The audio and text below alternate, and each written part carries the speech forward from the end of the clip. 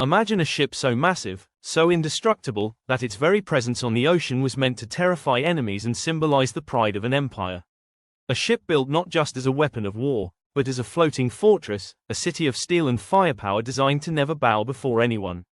That ship was the Musashi, Japan's second super battleship, the sister to the legendary Yamato. But what unfolded on the waters of Leyte Gulf in 1944 was not the triumph Japan had envisioned, but the slow, thunderous, and heartbreaking destruction of one of the greatest war machines ever built. This is the story of Musashi's fall, how a super battleship meant to be untouchable was swallowed by the sea. When the Second World War was raging across the Pacific, Japan's Imperial Navy wanted something that no nation could challenge.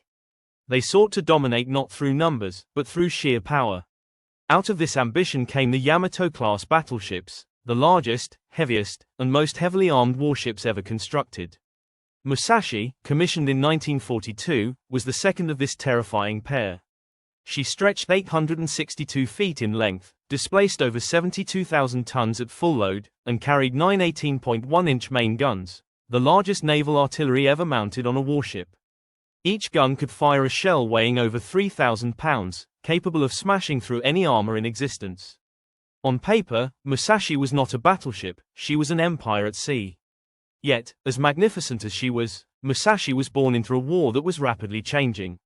Air power was becoming the new king of naval warfare. Aircraft carriers had proven their dominance in battles like Midway, where Japanese carriers themselves were destroyed. But Japan, still clinging to the traditional doctrine of decisive surface battles, put immense faith in its giant battleships. Musashi was meant to be the sword and shield of that strategy.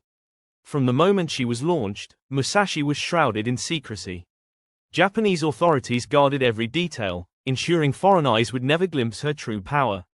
Her armor was thicker than anything afloat, up to 16 inches on her sides, and even thicker on her turrets. Her designers believed she could withstand any shell or torpedo ever devised. Crews aboard her spoke of feeling invincible, and for a time, Musashi seemed untouchable. But history would prove otherwise. By 1944, the tide of war had turned. As darkness began to fall over the Sibuyan Sea on October 24, 1944, Musashi was no longer the invincible titan that had set sail days earlier. She was battered, burning, and bleeding steel. Her once proud hull, designed to withstand the fiercest shells of enemy battleships, had been struck by more torpedoes and bombs than anyone thought possible for a ship to endure. And yet, in her suffering, she revealed the truth that no designer could predict: the unbreakable will of her crew. The men aboard Musashi did not abandon her. They fought against fate until the very last moment. In the lower decks, sailors worked in near darkness, their ears ringing from the endless concussions of explosions. Water gushed through ruptured bulkheads, rising higher with each passing minute. Pumps strained but could not keep pace. Still, men tried, plugging holes with scraps of wood and cloth, hauling hoses, even using their bare hands in desperation. On the upper decks, others manned the anti-aircraft guns, firing into the fading sky. They knew the enemy planes were too many, that the carriers beyond the horizon were untouchable. But they fired anyway, each burst of flak a cry of defiance. Some cheered when they saw an American plane spiral into the sea, though for every one that fell, 5 more seemed to appear. Musashi was no longer a warship, it was a floating battlefield, a coffin of steel slowly filling with water. Yet she refused to die quickly. Even after more than 19 torpedo hits and 17 bomb strikes, she remained afloat. It was as if the ship herself resisted the inevitable, unwilling to surrender to the sea. But no amount of courage could overcome physics. By early evening, Musashi's list had become severe. Her speed dropped to barely a crawl. Admiral Inoguchi, aboard the battleship, remained calm, his expression one of grim acceptance. He had already told his men that this mission might end in sacrifice, that their ship was built not only for victory but for honor. As the ship's condition worsened, he quietly prepared to go down with her. For the crew, chaos turned to tragedy. Lifeboats were readied, but space was limited. Some sailors clung to floating debris, others jumped into the sea despite the danger of oil fires and the fear of sharks. The cries of the wounded echoed across the decks, men who could not be moved, men who begged not to be left behind. Their comrades held their hands, whispering prayers, knowing there was nothing more to be done. At approximately 7:30 p.m., Musashi gave her final groan. Her massive hull tilted sharply to port, water rushing into the final compartments. The great battleship began to capsize. Sailors scrambled desperately along the tilting decks, many sliding into the dark waves as the ship rolled. Her stern rose briefly above the water, her massive propellers glistening in the fading light.